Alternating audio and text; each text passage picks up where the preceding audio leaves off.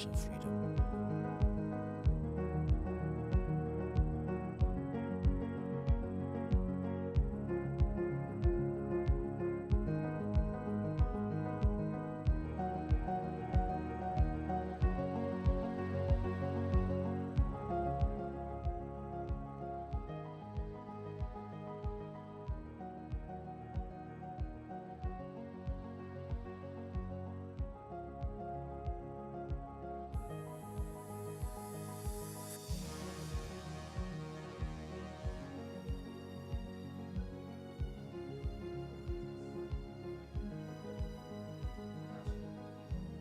All right, welcome.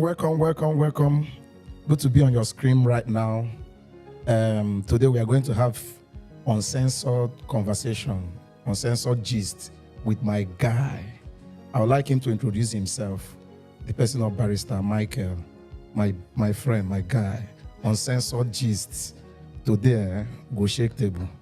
All right, over to you. All right, so good afternoon, good morning, good evening, wherever you're joining us from. My name is Michael. I'm a practitioner, life coach, and also a farmer. It's so good to have you join us in this program today. So let the conversation begin. Let the conversation begin. Great. You know now my channel is about extending the bars of success, and success is not complete because I see it as a combo. Success for me is a combo that has relationship and marriage, finance and business, health and spirituality. Sure. So until these whole areas are captured, success is not completely captured. So as a combo, we want to pay attention to the area that relates to relationship and marriage. Okay. And I've come to know that the major cause of argument in marriage many a times is finance. I don't know what you think. That's why I brought you here. What do you think? Well, when you talk about well, marriage is one interesting topic I've just decided to delve into of recent, and I've come to realize that so okay, let me start by saying this. Somebody posted something on Facebook, and she asked, what are the things that causes conflict in marriages? And I discovered that from the answers that majority of the people, I can't remember the number of people now that responded, but majority said finance. In fact, finance was like topmost. Then the other one, some said sex, what I would rather want to call love making, and then infidelity or something like that. But finance was the major thing. So I agree with you that money has always been an issue when it comes to marriages, and it's just very simple. When people don't understand, one, what marriage is, and two, they don't understand the role of money in marriage, there is bound to be conflict. Serious one for that matter. Yes. Okay. Especially our audience that have, majority of our audience are young people that are intending to get into marriage. You know, sometimes a lady will say, I love you the way you are, no matter how much you have. If you are living in the hole, I love you till death do we part. But I have come to discover that to some extent it is till death. Not death. Till death, then we part. Which means that there is a role. A limit. There is a role that money plays in romance. Yeah. So, what's your view? Well, when a lady tells you, I don't know the audience we are talking about now, because for my background, I don't want to just talk from the religious background. No. Okay, so I want to be open, because this is an open discussion. Yeah. Good. So let's fire on. Now, when a lady tells you, I love you the way you are, it's because she has faith. It's because she is seeing the evidence of things hoped for. She believes that, well, maybe another 1 year, 2 years, if I struggle with him, if we suffer together, he's going to become something. But the mistake most men usually make is that I love you the way you are is not that you should remain the way you are. They're two different things. So if she's coming to you for the first time, you're meeting anywhere you meet or anyhow you meet, and then she says, I love you the way you are, she believes that in 1 year, this guy will change now. The way we're in day now, no be so, permit my language, but the way we're in day now, no be so it will be in another 5 years. It is when you are now the same way you have been from the first day, in 2 years, in 3 years, in 5 years, she will look, no. then it's no longer till death do us part. It is now till death do us part. Because at that point, she has seen that there's no prospect in this guy. So conflict will begin. Also, at that point, what you term romance, you see, there is no true romance without finance. That is the truth. The Bible said that money answereth all things, including, because why I say so it is, on a very serious note, why I say so it is, if you have a lot of debt you are carrying as a man, you have a lot of responsibilities you're not being able to meet up with, there is no way you will be able to have an erection even in the other room. In fact, the person will automatically have erectile dysfunction, because you want to make love to your wife, for example, now, and then you remember that you are owing somebody money. Depending on the amount of money you are owing, it will just kill your morale. You know, your skill and everything that you think you know will just die at that point. So it is very important that the man that is going to marriage and the woman that is telling the man, I love you the way you are, they both need to understand that, one, she is saying so because she believes in you. Women have this, you know, this ability to exhibit faith. Permit me to use the word faith, though I'm not looking at the religious background now. But she has the ability to believe that, look, this man has prospects. They can see more than what we men see. But that doesn't mean that you as a man should remain at that level. You should now make effort, you know, to come out from there, so that when the romance is supposed to come up, annoyance will not come up because there is no finance. All right. You know, the essence of this conversation is to guide people, including those that are already into marriage, but much more those that are intending to get into marriage. Put on the table the issue of money, the topic of money. For example, how much do you earn as a man? How much do you earn as a woman? What are the things that you think you can do that will increase your stream of income? Particularly for those who are getting into marriage now, this is very important. If you don't have any plan to increase your stream of income, there's a big problem. Because anybody who is operating in this economy now, anywhere in the world, and has not come to understand that one stream of income cannot sustain you, then the person is missing it. Even if you go to the Bible, you discover that when God created the Garden of Eden, he made 4 streams to sustain the Garden of Eden. So the issue of money must be placed on the table. It's not just a matter of how many children you want to have, where are we going to stay, and the rest of that. But how much are you earning? How much am I earning? How do we expand our income level? And the rest of that, what are the things or items that we know will take money away from us? How do we intend to balance these things? You see, these issues is not just a matter of discussing courtship anyway. Let me even cut you, because you mentioned the number of children. I think the finance, to some extent, is supposed to determine the number of children.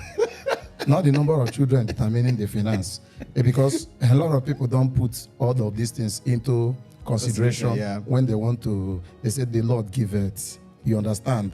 As long as the woman is able to accept the distance, I think we need to factor finance when we are planning the number of children. Imagine somebody that is earning XYZ amount of money that is not enough to take care of 2 people. And then the person is planning to have a very large family of maybe 7 children, including the man and the wife, 9. You see, the challenge is that a lot of men actually, they allow their erection to give them direction. Erection? Yes, to give them direction. That's the thing from below their waist. I didn't say so.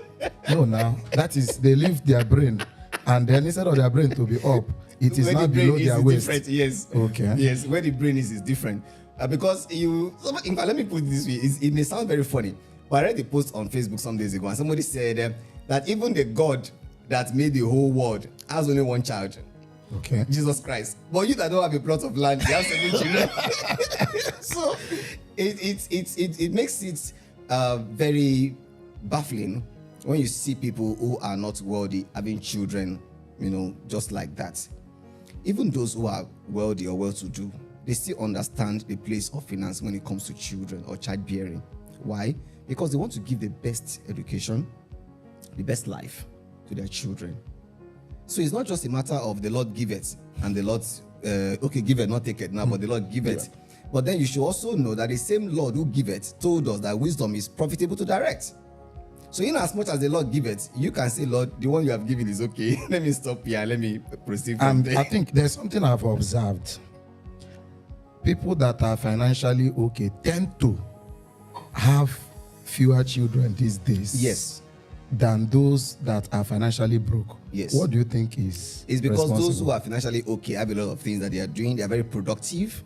John 15 verse 2 says, the vine that is bringing forth fruits, the master purged so it can bring forth more fruit, because that vine is productive. But the one that's not productive, he cuts it away and then is cast out. Now, when that one is cast out, he gets himself involved in other things. For those who are not well-to-do, we are not castigating them, but this is the truth. This is uncensored talk. For those who are not well-to-do, you discover that their activity that they used to pass time is making children. But those who are well-to-do, they know that it's not all about children. It's good to have children, but they are thinking, how can I make impact in my community? How can I make impact in my environment? If it's a church, how can I make impact in my church? If it's a mosque, and it's in my office. So their mind is engaged with activities that will bring about productivity. But these other ones, because they don't have anything that is occupying their mind as per being productive, they just feel, madam, come here, yeah, we'll go inside.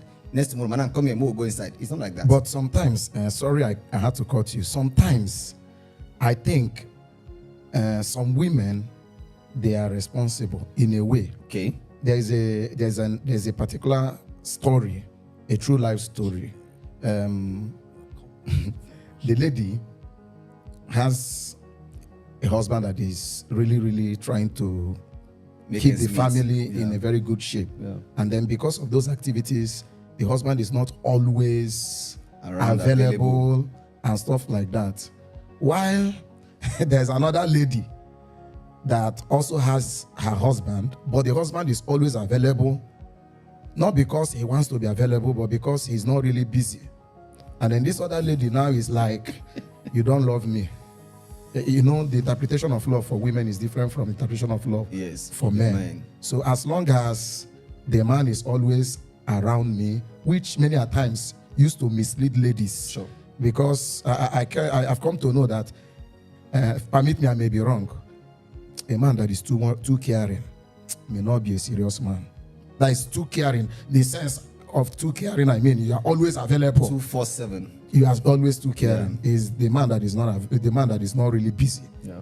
A man that is busy is expressing his love and trying to make the woman very comfortable. So to some extent, I want to fault the ladies because they want you to always be there. Are they praying for your business to crash? You know, women like attention. Okay. We need to give it to them. What's his name? Something Coleman wrote a book, and it mentioned the 5 love languages. There is one that is very peculiar to women, and that is attention. They want you to always be there. But madam, I cannot always be there. That's the truth. I need to go and look for money. I need to attend to other matters outside. But then, I think that is where the issue of communication comes in. Before getting into marriage, for those who are getting into marriage now, before getting into marriage, you need to sit down and discuss. What is your definition of love? What is my definition of love? Just like you cannot have any true revival without finance, you cannot have any true romance without finance. Because I want to take you out, take you to Sheraton Hotel, take you abroad, and the rest of that. If the money is not there, one day you will even abuse me. It's just like a pastor who has anointing but doesn't have the riches. Anointing will turn to annoyance. That's the truth. So it is important for them to sit down and communicate. What is our expectation, or what are our expectations? How do we go about it? So that the woman will know that if my husband is not at home by so time and so time, it is because he is there still thinking about us. Whatever he's doing out there is not for his own sake, it's still for us. And when the man comes in, the woman will know that yes, you have done well. That is when you see a woman, when the man comes in, even when he comes in late, she will not say, where have you been all these days, all this while? No, because she understands that he's being productive for us. And also, that doesn't mean that the man now should not be all out because he wants to be productive. He should also have time for the woman. Too much of everything they say is bad. There must be a time to move into the other room. There must be a time to spend time with your wife, communicate with her, give her that attention that she deserves because she's the queen or the prince or whatever, the princess of your life. So give her that time. So there must be a balance, otherwise it will it will backfire. Okay. If the man is always available and the children are coming, one day the same woman that wants the man to be always available will tell the man, you're a useless man because you can't provide for us. You have become worse than an infidel. So it implies that men should not just listen to women Mbano. as to always be around, because it is a preparation to receive insults. Yes, you can hear them, but you Okay. may not listen to them. You They may are two not different listen to things. them. You can hear them, you have 2 ears, so let them talk. Yes, but as by listening, you need to use your sense to know, should I listen to what this madam is saying now, or I should do something else? So to the young guys that are listening to us, in case there is one that is telling you, That is dragging telling you, you must be around, you must call me 200 times in a day, you need to understand and balance the whole activity. Now, still coming back to family that has been established, Okay. in terms of management of money, there's also these misconceptions or disagreement that I have observed, some family do have, as to how they manage their funds. The man might be somebody that is extravagant, while the woman might be the type that is Very frugal, miserly. or vice versa. And then because of this disparity in their disposition as to how to handle money, the other one tend to deprive the other from having access to the fund. Becomes a master-servant relationship. Okay, fine. When I did my research on the things that causes conflict in marriage, particularly from that post I made mention of what somebody posted, so it clicked in my head and I began to work on that. I saw that, one, value in marriage determines whether there'll be conflict when it comes to finance. Management of finance is another thing. And then thirdly is the issue of communication. But now let me take that issue of management.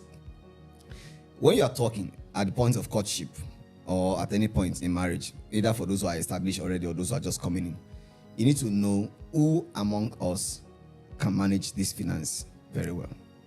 This is very key. They need to know, You need to know who can manage. Yes, because it is not, I mentioned how much you are earning before. It's not really about how much you are earning that matters when it comes to finance in marriage, but your ability to manage what you have. Let me share a personal experience. When I was to marry, my income then, my main salary then was 70,000 naira.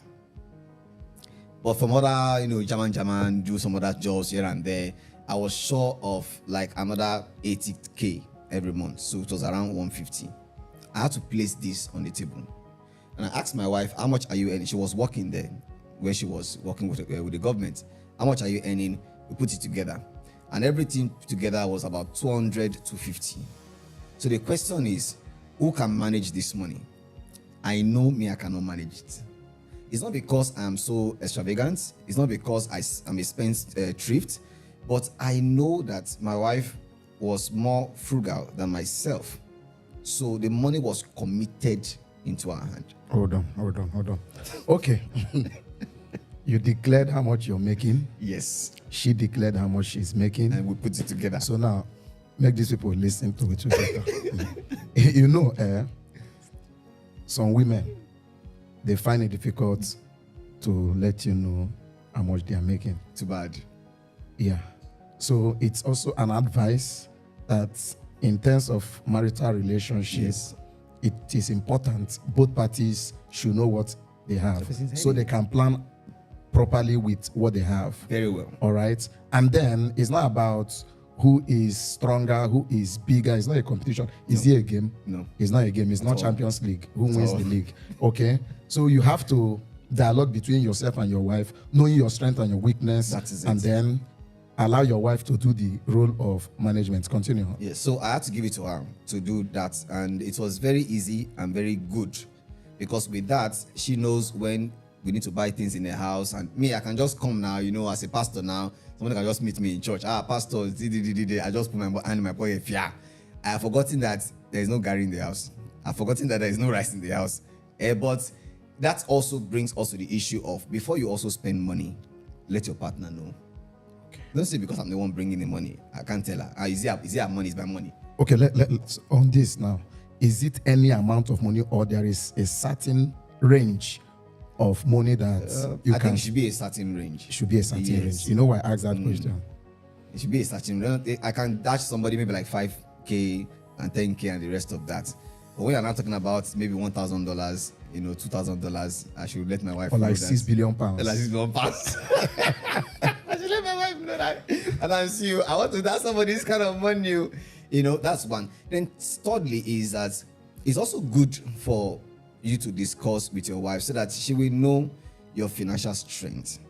She will know your liabilities, not just your assets. Guys used to pretend. You need to let your wife know your financial strength, your assets and your liabilities financially now. But wahala did this country. wahala. Let me say something on that. Okay. Asset not as per land, building, no. Asset as to, okay, I expect money from here, money from there, money from here. I told my wife then, look, my salary is 70K, but I was managing properties and the rest of that. So give or take every month, I know this is what comes in. 70K was fixed, but this other one was not fixed. So it can be lower, it can be higher. It was easy for us to plan on that. Secondly, I made her know, look, I'm owing this person money. Why are you owing the person? Oh, I took a loan for this purpose. I've paid this, I've not paid that. Even till now, she knows those who I'm owing. She knows why I took the loan. She knows why I have not paid. She knows the ones I have paid.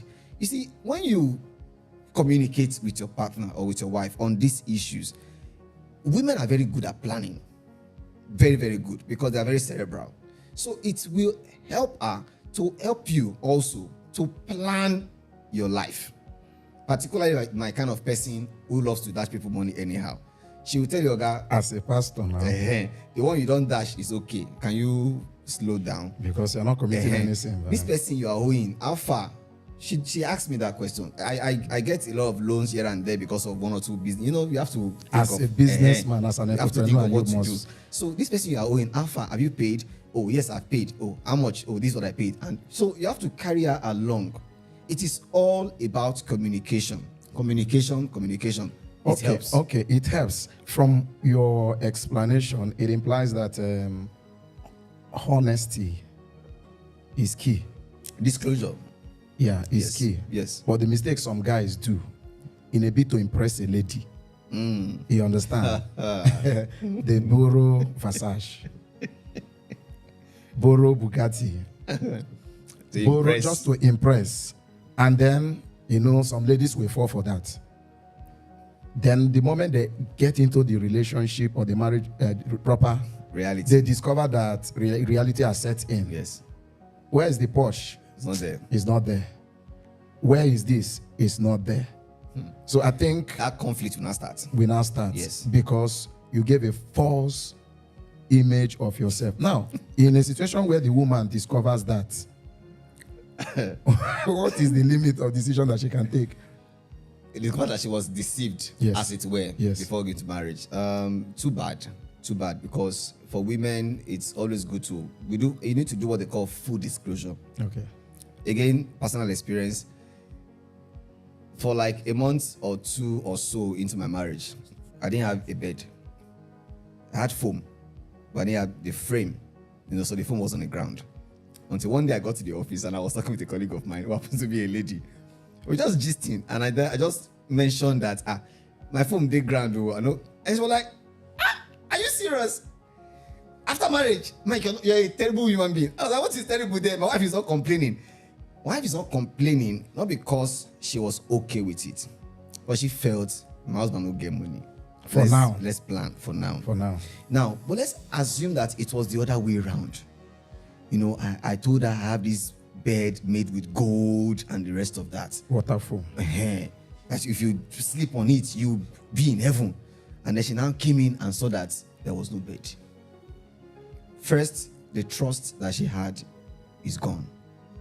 And to rebuild your trust, the moment a woman loses trust in you, except God helps you. When a woman believes in you, she believes in you with the whole of you. Now, you have come to that point of oh, now she has realized that nothing there. I think what the man should do is to own up. But the mistake most men usually make is, even at that point of she's seeing it, that nothing there, they will still want to like show off that guy, forget that thing, I have it before. I get them before, no be property. It don't go. Now she has caught you, as it were, red and dead, that you don't have anything. Why not own up to her? Oh, sorry, that clothes I was wearing, I used to borrow it too. That car, I used to hire it too. It's not my own. So ladies, but now we are together. So ladies should watch out very well, because some men can be very, very deceptive. But now we are together. Can we build together? If you can convince her, it's not because women are gullible. No. But if you can convince her and she can see that truly from this point you are willing to move, to make positive moves, she will stay. Fine. Beautiful. One more question. I asked my question from observation. Observation. Okay. Some men can be too proud, pompous, ego. You discover that the woman you married is more inclined to business Than you. But you observe some people will not allow the woman to do the business. Too bad. That's too bad. They observe that this woman is a better business person. Yes. Than myself. But they don't allow them. And many a times, you see the women in the homes dying. Underutilized. Yeah. And then inside that home, they're still struggling. Seriously. Because the man is doing all that he knows how to do. But now, Sabian be saying Sabian. They will not agree. They will not agree. It's a big mistake on the part of the man. In fact, today I said it to my church, because I said it to my wife before. My wife is a fashion person. She has a fashion institute. And I said to her that, look, I've been thinking of how to get extra source of income. This may sound very funny, but I told her, look, you have a lot of people working with you. I have a lot of clients coming around, bringing clothes and the rest. Can I come and learn how to cut cloth? They have those who sew, they have those who cut, those who do measurement, those who go to market and the rest of that. Let me just pick one aspect, cutting of cloth. If I dedicate 1 hour every day to cut cloth, I can cut like 1 or 2. That's extra money for me. Pay me like 5K per cloth. It's extra money. And all of that. Now, why did I say that to her? Because I understand that for her to succeed in her business, I need to support her. I have my own strength when it comes to business. She has her own strength when it comes to business. But if those strengths, as it were, will yield or without metamorphose into finance for the family, the two must come together. You say 2 heads are better than 1, but I disagree. 2 good heads. 2 good heads are better than 1. So where the man sees that, oh, my wife is more inclined to doing business, there's nothing wrong in the man joining the wife in doing the business if what he's doing is not coming up, is upcoming. And if he doesn't want to join the wife in doing the business, you can support your wife. Give her the full support. If you have the network, get her into it. If you have the resources, give it to her. If you have whatever it is that will... In fact, some days ago, my wife was telling me that some clients contacted her, and I said, hey, how did they get your contact? I said, they saw it on my status. So when I put adverts for what she's doing, people see it on my status, and then they contact her. So I'm using my platform to push her business, which is very fine. But I told her that now you have to start paying me offering or tithe. It's very important. Because you're helping to do the marketing. Beautiful.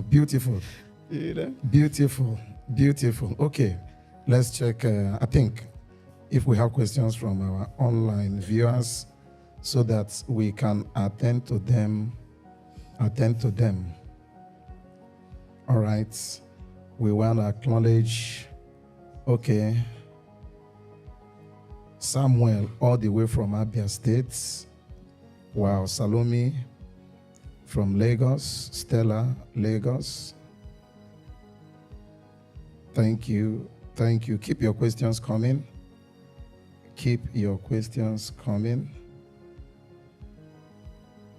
Let's check to attend to their questions. So nice to know that some people are joining us online, and I'm sure they are enjoying the conversation. This one is uncensored. Uncensored conversation.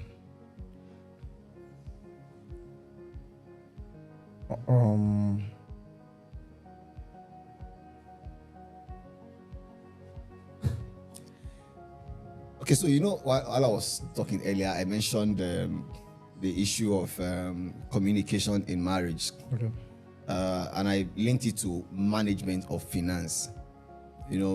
Some people also have this concept of your money is our money.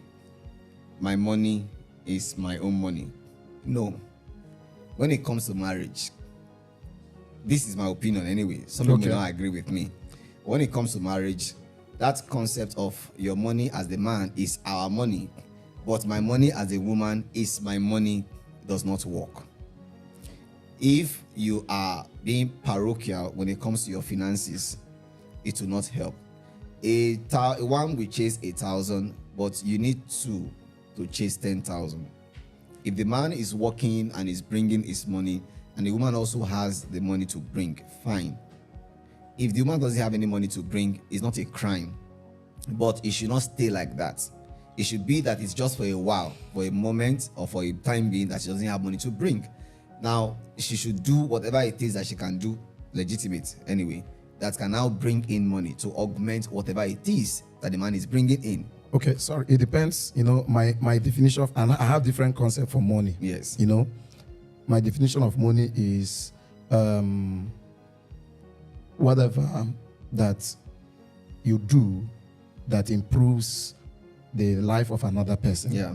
The woman may not have tangible cash, but there are other things that she's helping out to do in the house. That if she doesn't do it, you spend money to do it. Seriously. So even if a woman is not actually bringing money, but is providing value in those areas, because under normal circumstance, it's not the responsibility of anybody to cook food. It's not written in the Bible. It's nobody's responsibility. It's not in the Bible. You understand? Who Anybody cooks can food? cook, yeah. Anybody can cook. Anybody who's hungry can cook. You understand? So now, if the woman decides to take that duty and then ask you to pay for that, and then from that money that you are paying her, she's contributing to the family, then she's providing value.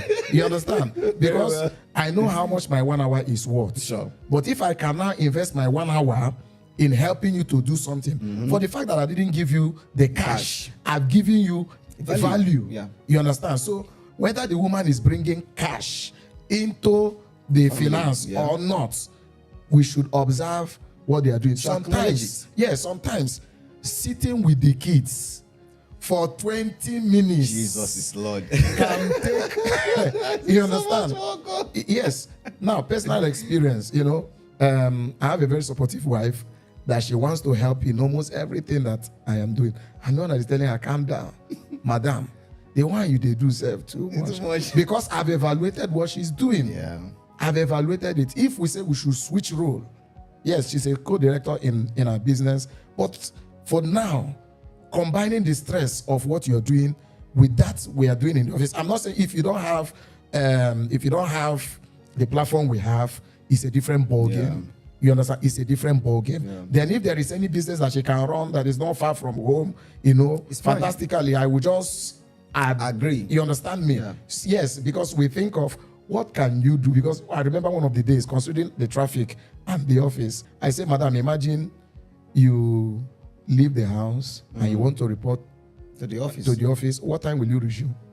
And then when will you leave the office? And then to go back and run the other things that you're doing. So imagine what you're doing already as a job. Like now in the house, we have somebody that comes to clean the house from morning till night. Okay. Imagine where one woman is doing that work.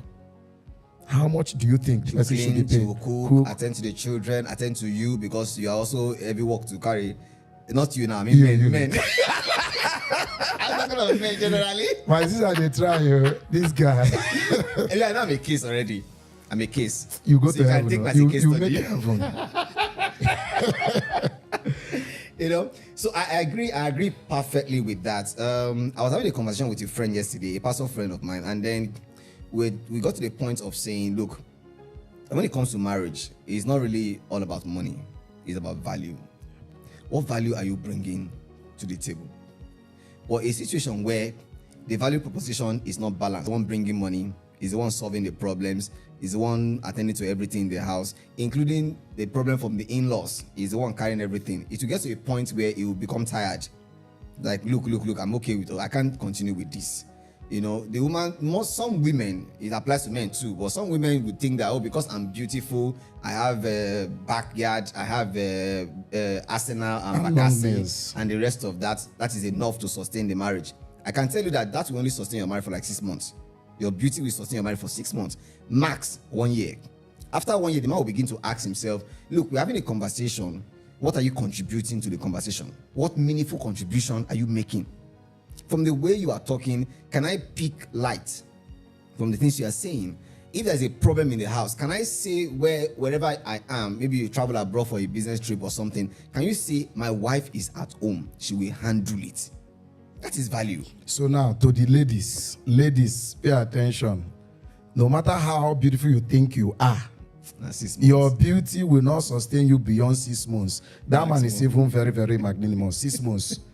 You know, see finish, we set in. Definitely. See finish, we set in. So have this in mind. No matter how beautiful, how tall, how elegant you think you are, you should endeavor to add value to yourself, so that when you get into that home, you get into that family, you will bring value. You will bring value. Very, very important. Value. You will bring value.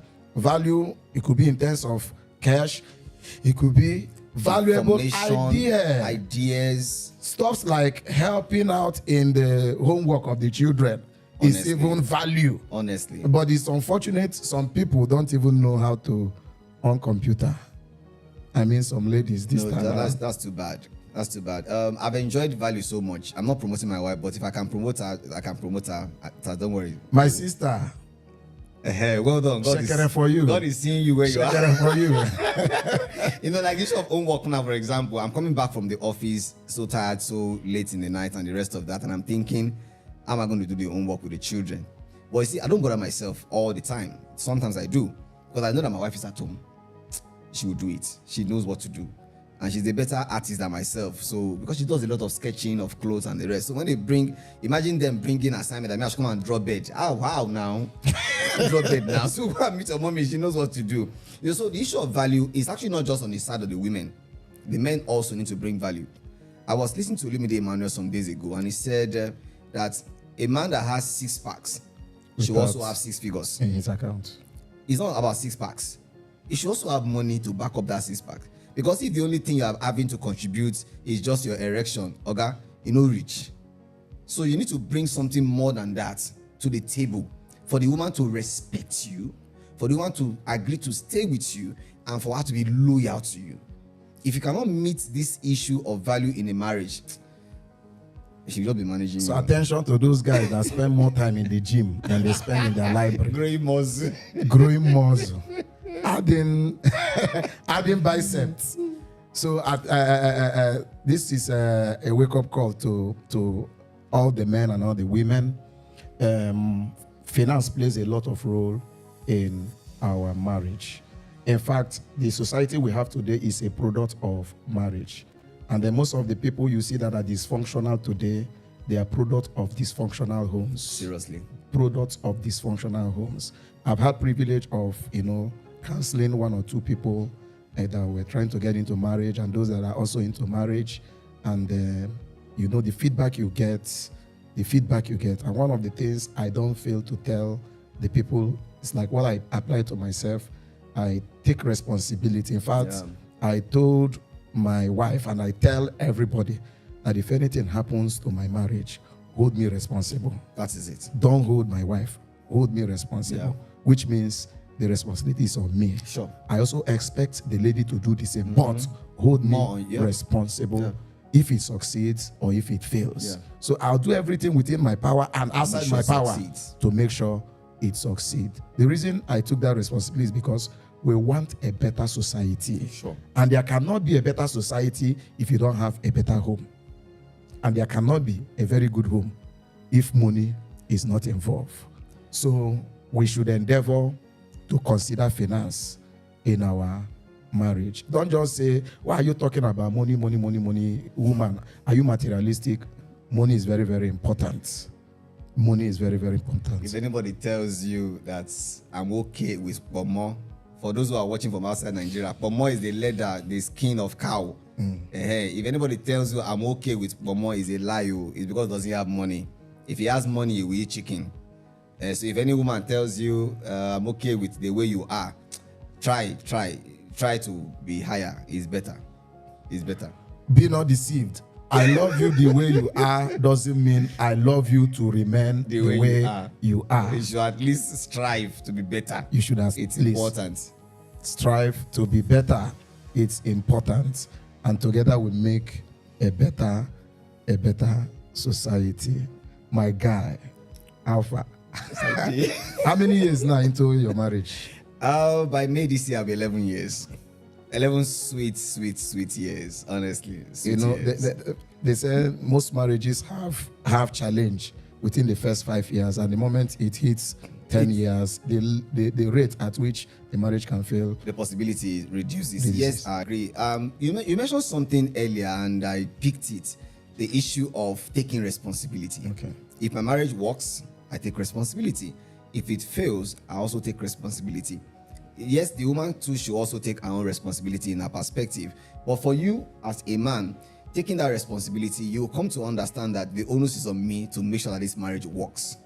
And if it looks as if it's tilting one way negative, what do I do? I can say that the first 1, 2, 3 years wasn't very easy. Why? I had my expectations. My wife also had her expectations. And at a point, it was as if, you're not supposed to be a pastor. I mean, I don't believe I married me. I mean, who was all this while? You know? But then at the end of the day, we need to sit down again and say, come. What's up? What's happening? Where are we? Where are we going to? How did we get to where we are now? And how can we move from this point to the next point? You see, that conversation, total turnaround between us, with people around us, with our work in the church, and then with the children and the rest of that. You know, it brought a total turnaround, and it can only get better with God on our side. All right. Okay, let me see if we have some questions. Just to take it from where you stopped. 11 solid years now. Yeah. It didn't just start like a bed of roses. It's just to encourage people that may be having one struggle, one challenge in their marriage, that nothing good comes easy. At all. It takes a lot of work. Investment. It takes a lot of investment. It takes a lot of, you need to tolerate a lot. Yeah. Let's not just give up or give in to the pressures. At all. Rome was not built in a day. A journey of 1,000 miles begins with a step. So no matter what you're passing through, I think you must dialogue. Just be optimistic. Have a focus. Very well. And be conscious about it. Somebody wrote here, there cannot be a better home if there is no, better is retweeting what we said. If there is no, if there is no money, very important. A man with 6-pack should also have 6-pack in his account. I'm trying to get questions from the audience. There's a popular question people usually ask. I don't know if we have that, but should couples have joint accounts? Okay, should couples have joint accounts? Okay, you speak on that. It depends. I don't have joint account with my wife. Not because I don't want to have, but because I know my kind of person. But then, even though I don't have a joint account with her, she has access to all my accounts. As in, she can withdraw, she can pay in, and the rest of that, which I think is even better safe. But it depends on what works for the couple. One, we've mentioned the issue of management, knowing who has the ability to manage the fund or the resources that's available in the family. And then secondly, what is the purpose of having a joint account? Because purpose for me should direct whatever decision that you want to take in the house. So if you're having a joint account, is it because you want to bring in the money together so you can be spending together? I want to go to the office now, madam, give me money to buy fuel, or what? or you want to execute a project. Sorry. I want to. Somebody say you can still look for money and give us attention. I think. I think you explained that. We didn't say anybody should not give the wife attention, no. But it's very, very important. The money is very, very important because the romance will not be complete if the finance is not there. If you check the finance and romance, they sound alike. Yeah, but they're not the same. They are not the same. But we are not advocating that people should neglect their families while they are going to look for money. No. But if the man doesn't have, like, let me tell you practically, you know, how I will always explain to my wife is that, yes, I have a plan. I don't intend to walk like this forever. Sure. So as the time is going, I'm planning, you know, buying more time, creating more values, engaging more people into what we're doing, so I can have time for myself. Sure.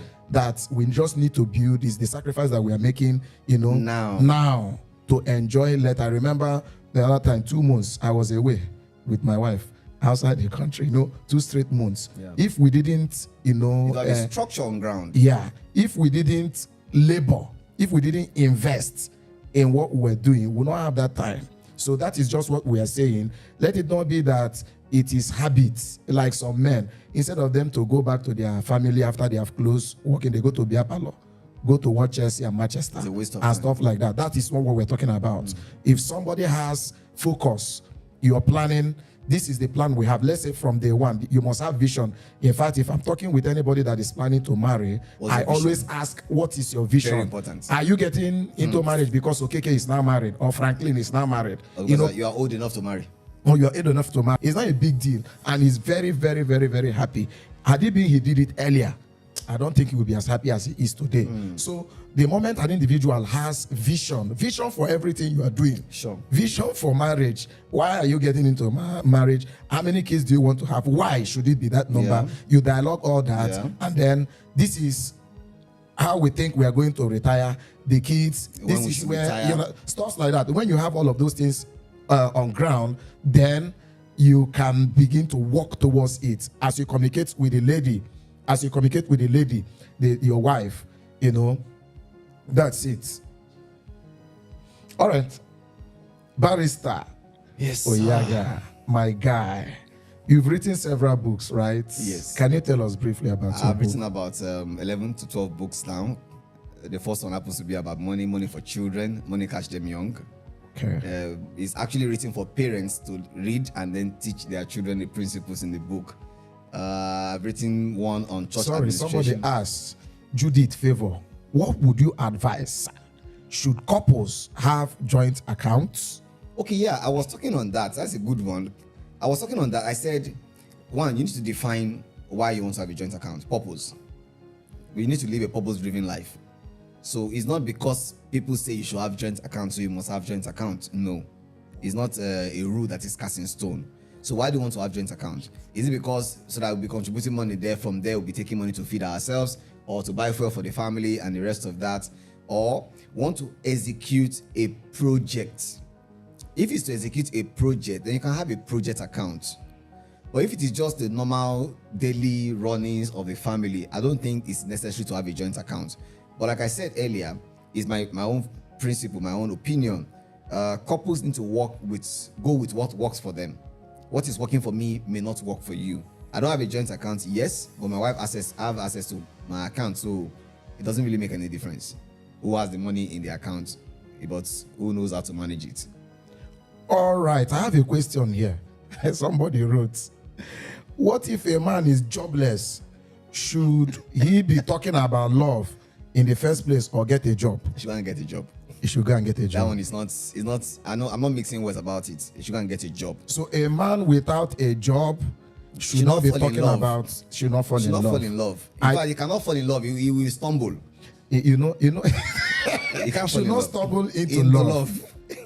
So if you don't have a job, go look for work. Go and look for work important. Because money is very, very important. In fact, you know, one of the reasons a lot of people get into trouble in this issue of marriage is that they don't even recognize that the institution of marriage was established by God. Yeah. And then he gave a template. Adam, before Adam found Eve, Adam was very busy. very busy. Isaac was working.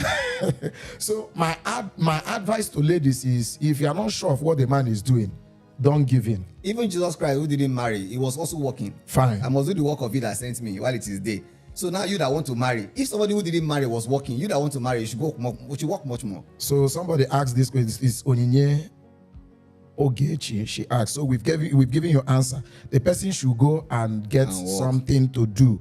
The amount of money you are making is immaterial. No. I remember when I was planning my marriage, I wasn't having too much money. The moment I was sure of a steady source of income, I began planning. Then in the course of planning, the doors were opening the more, things began to happen, and today is testimony. You understand? So somebody must have a steady source of income before the person should be talking about who to marry. For that marriage is even too far. Before you start talking about you are having a crush on somebody, because if you don't have money having a crush, you just want to crush her. So don't have a crush, don't fall in love, don't talk of marriage until you have money. Not money, but steady income, actually. That's the point. Steady income. Okay, somebody asked us, this is Ken Monya. He said, how can a man who has no job and invariably no money make his marriage sweet? He should go and get a job. You know, for the engine of a vehicle to work, you need to, one of the things you need is engine oil. Okay? It helps to lubricate. I think let's help this person now. When you say a man that doesn't have a job, definitely you will not have money. Yes. Sure. But are there jobs? There are jobs. As long as somebody has time, as long as somebody has energy, you can make money. If you don't know what to do, you can start washing people's car. I don't know we're going to do the discussion will go this way. It's money and marriage. Oh. Yes. I told them something in church today. I said, the way I read my Bible as a pastor, I don't read it just to talk about born again, sanctification, baptism of the Holy Spirit, and the rest of that. I try to stretch and to extend it to every other area of my life. Okay. Now, the scripture mentioned about Jesus Christ. It said, looking unto Jesus, who for the joy that was set before him endured the cross, despising the shame. Why did he endure the cross? Why did he despise the shame? Because there was a joy that was set before him. That was an end product. That was something he was trying to achieve. All right? But a lot of young men now in particular, they will tell you, I can't do this job. I can't do this work. It's too small for me. And I told them in church that, look, take away my certificate as a lawyer, take away everything I know in my head as a lawyer, I will sell pure water. And I will still make money. You are going too far now. I will despise the shame, and I will endure the suffering, and I will get the joy that is set before me. You are going too far. I started as an errand boy. Even after university degree, and after I've worked in an oil firm. Wow. I started as an errand boy. You know, people are ashamed to do legitimate stuff, but they are not ashamed to beg for money. No, not at all. You know, it doesn't sound. No. So my advice is, you have time, look for somebody. Convert your time to money. Yes, convert your time to money. Look for somebody that you can do something for. Even if the person is not paying you very well, sure, at least you are doing something. Yes. That is giving you opportunity to showcase the value you have inside of you. Perhaps you begin to own, what do they call it, where they wash car? Car wash. From washing people's car, you can own a car wash. Value again. From cooking people's food, you can own a restaurant. Yes. If you know how to cook, you have value. You know, cooking, it's not responsibility of anybody, like we mentioned. Anybody if a man knows how to cook, it's fine. Why not look around for people you can help to cook? Cooking now is a big business. But men will always think that there are some business that are meant for women, some meant for men. So the man that doesn't have a job should begin to look inside of him. Yeah. What can I do for somebody that in turn the person will pay me? What problem can I solve? Can you solve? Yes. Now at your starting point, you may not have so much value to your service. You may not ask for too much return. Yes. Just, you can even do a pro bono services from there. There's another question we have from Gifts. I think it is two questions. Okay. Gift. He said, is it advisable for the wife to declare her assets in a marriage? It's advisable. It's advisable. Yes. To declare for trust. Yes. So Miss Gift, listen. Because if the man discovers later that, oh, you have access somewhere, you did go for divorce. I'm not an advocate of divorce. Neither will I advise for separation. But I think that, again, communication, you sit down together, you tell yourself the truth. This is where we are. You see, it was important for me to tell my wife at the beginning, this is how much I'm earning, and this is how much I get from my other side also, and the rest of that. Not because she was a wasteful person, but she needed to know so she can help me to plan. Now, if the income is not coming in, the man should be bold enough, should take that responsibility again to talk to the wife and say, look, nothing is coming again. No, I've lost my job or I've lost my business, as the case may be. What do we do? And then the woman that is asking, how long should I endure with my husband if he's not bringing in money? It also goes down to, why did you marry your husband? Yes, money is good, but did you marry because of the money? So now that the money is not there, you want to leave it. Let's say this, maybe the man deceived. Okay. You gave false image of yourself that everything is all good. The woman came in and then suddenly discovered that it's not all good. How long? It actually takes two to tangle. Okay. It takes two to tango. For him to have been able to deceive you also tells me the kind of person that's what you you're are. looking out for. Yes. Okay, I think my contribution on this matter should be marriage is teamwork. It's a teamwork. Together. Nobody will win alone. It takes the team to win. Yeah. Now, if the man is not doing something, is he willing to do something? If the man is willing to do something, then you should support him. And then the other part, what are you doing? What's the woman doing? What are you doing? Yes. You people can switch role. If you are the type that can easily find something to do that is legitimate, you switch role.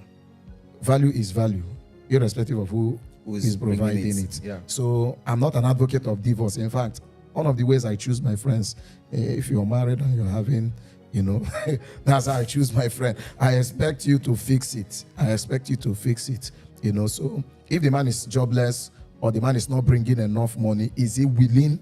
And then is there hope? You understand? I remember when I proposed, I wasn't having so much, but I told my wife the kind of life that you can see. Yes, that I will. And today we are living some of it. So if there is still hope, let's walk towards it. I watched a movie, what's the title again? Daddy's Daycare. Eddie Murphy was the main act in the movie. The wife happened to be a lawyer, but as at that time, she was the one taking care of their only son in the house. So she would take him to school, bring him back, and the rest, she wasn't working because he was doing a very good job and was being paid very well. But suddenly, he lost his job. So quickly, they switched.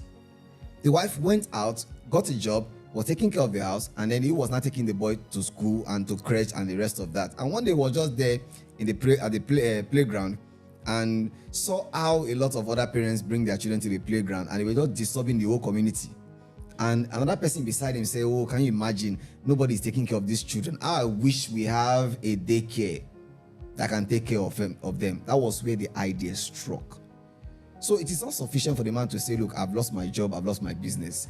There are a lot of things you can do. Just look around you. Look for a solution, a problem to solve, and you're good to go. We're getting some questions, and some of them have been answered. Somebody asked, what happens when the lady does not reveal her what financially?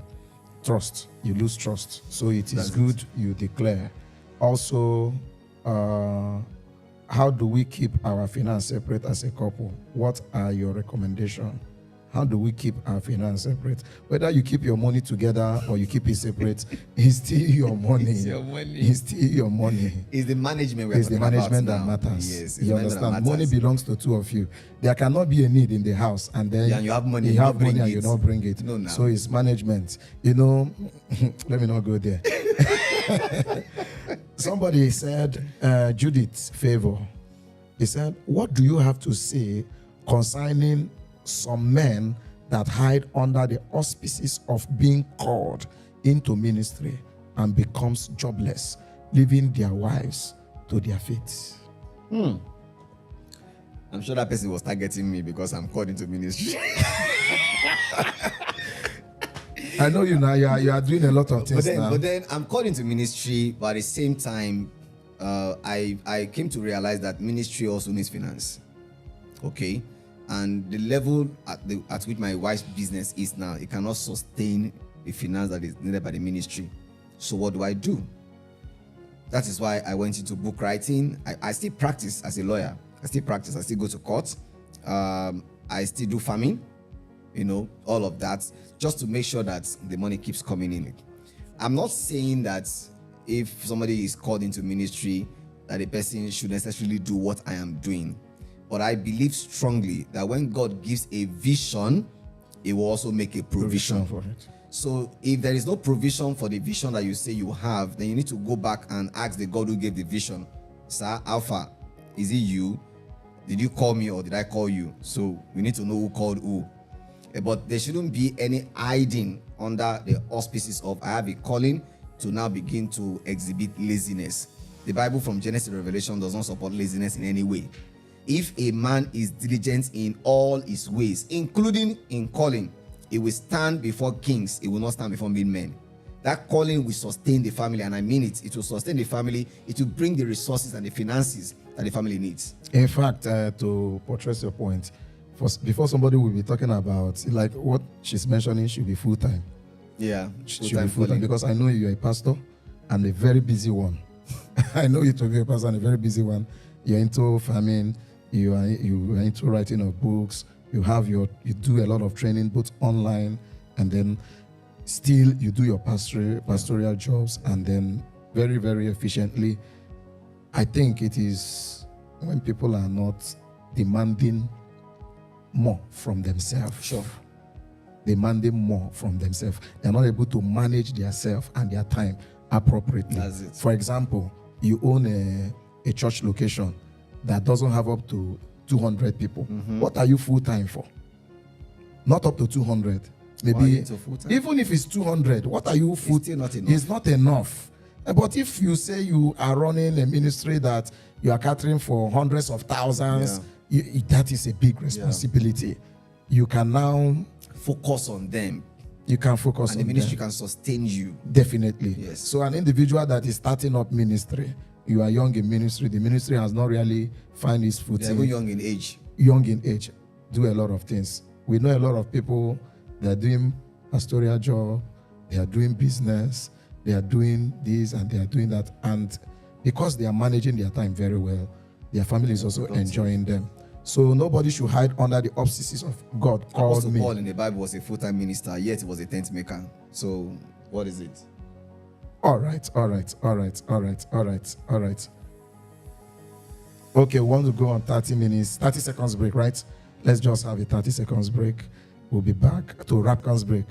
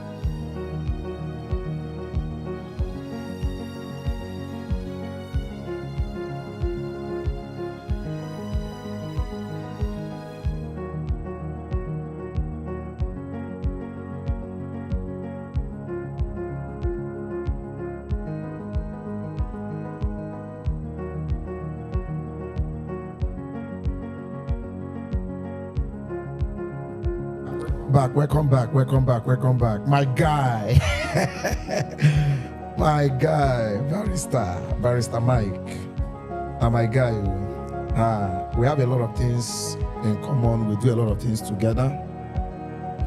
And he's a man that has value.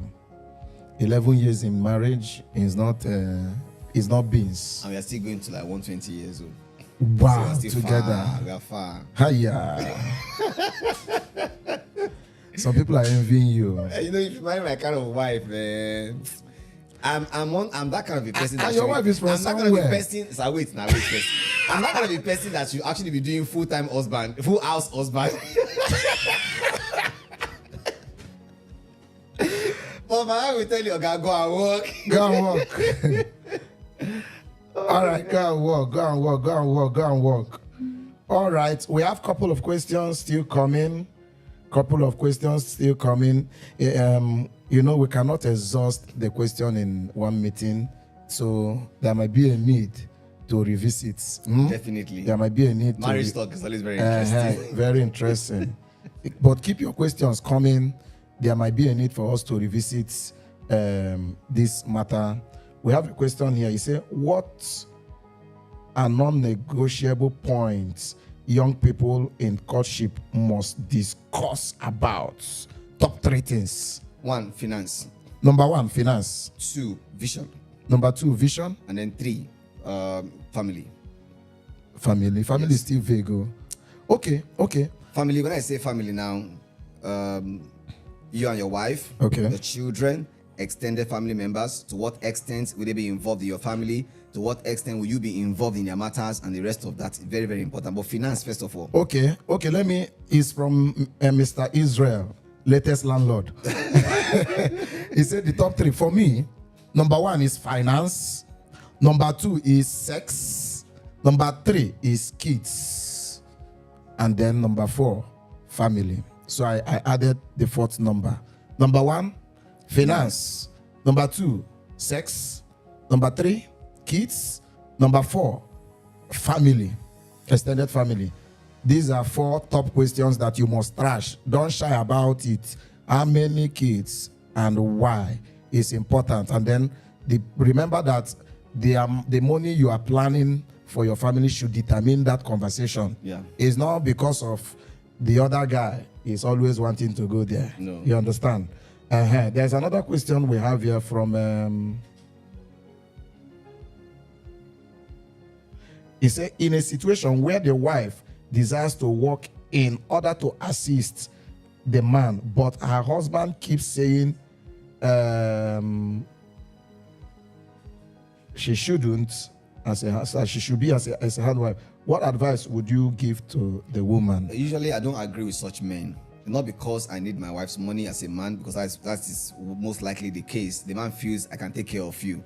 But it's not about you. It's about helping your partner to develop herself, and then to also derive value from what she's doing and have this sense of belonging for what she's doing. Life experience. I got married, my wife was working. At a point I told her, look, madam, you have to stop working. And for like 2 years, I was paying my wife's salary. She stopped working. Just stay in the house, take care of the children. But beyond staying in the house and taking care of the children, it was that period she used in developing herself and getting into this fashion that she's doing now. And the fashion is supporting. And it's supporting. I know. So you don't just stay at home, don't work because I can provide. What about tomorrow? You lose your source of income and she has not done anything to develop herself. So you are going to make her feel like, you see now, see what I've been talking about and the rest of that. So you don't have to wait to get to that bridge before you cross it. 1, it will give her a sense of belonging that she's also working, not because she wants to give you money. 2, the money she's even earning, it will also help you. Because when you are the only rich man in a whole community, you will soon die. You are the one that has money. You're taking care of your own family, extended family. You're taking care of your wife's extended family. What about if she has the money? You can say, okay, take care of your family. Don't worry. I allow you, or I permit you. And she can do that. That is also a reduction of the burden on you. But when you say, don't work, I will take care of you. You will take care of her. Take care of your own family, immediate, extended, our own extended family. For how long will you do that? So I don't always like to, such men who will say, just sit down and be my wife in the house. All right. Enough. There's another question here from Jennifer Okafor. She said, good evening, sir. Please, is it good to continue in a relationship that a man keep giving excuse for more than 3 years without marriage plan or ready to contribute financially? He's not going anywhere. He's not taking you anywhere. That's a red flag. That's So a pure red Jennifer, flag. you have heard from barrister. If 3 years. If you spend 3 years to rehearse, to practice how to get mad, when will you become mad?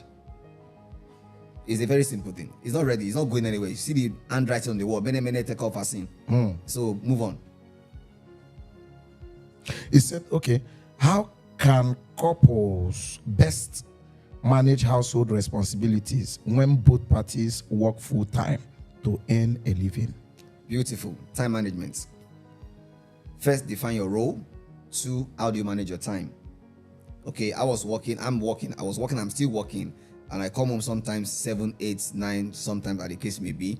My wife's office was somewhere in Surulere, Aguda, and we always come back home very late in the evenings, and my kids were there. We leave them in the crèche. After school, they will go to the crèche, and it was becoming an issue.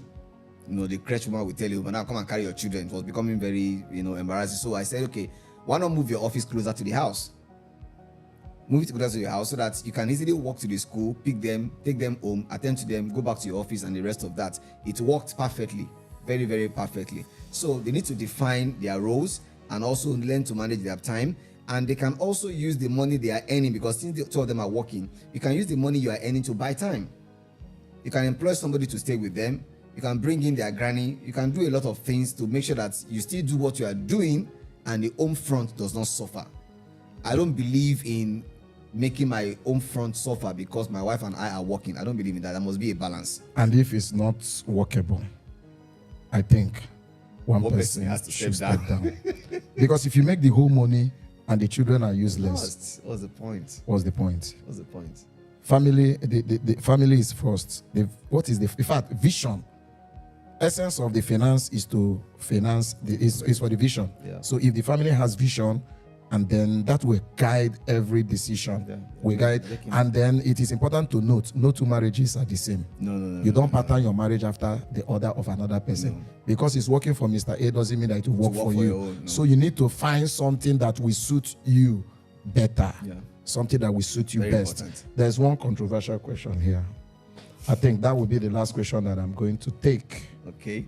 He said,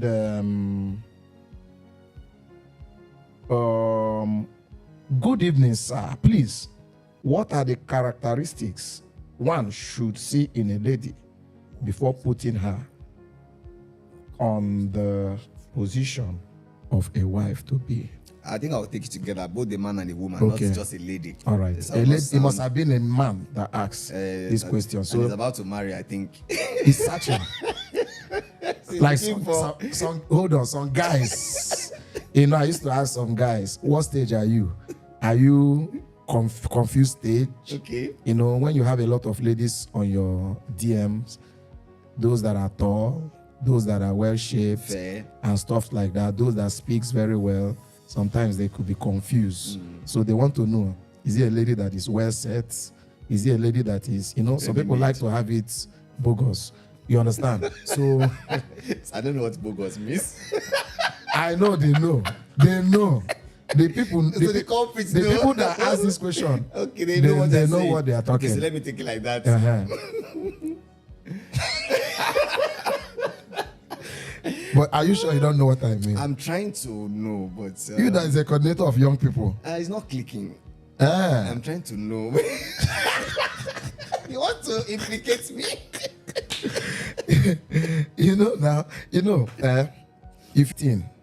If opposite.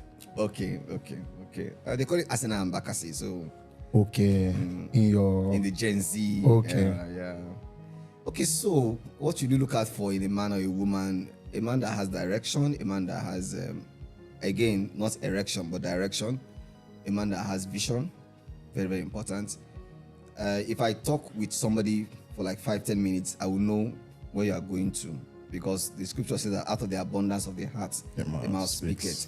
So if you are going out with a lady, or in my own palace, you say you have prayed and God is leading you to somebody, if you sit down with the person for 5 minutes, you should know if this brother knows what he's saying.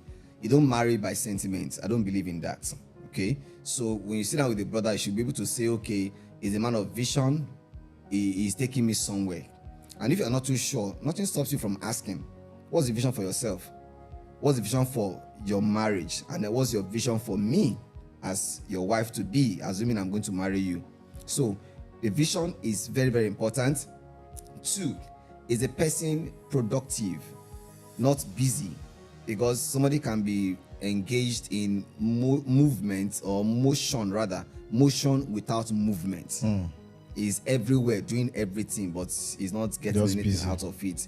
So it is about being productive, and productivity again boils down to not as per the magnitude of what the person is doing, but the consistency in what the person is doing. You know, we mentioned earlier when you said when you were starting out, your income was not much, but it was steady.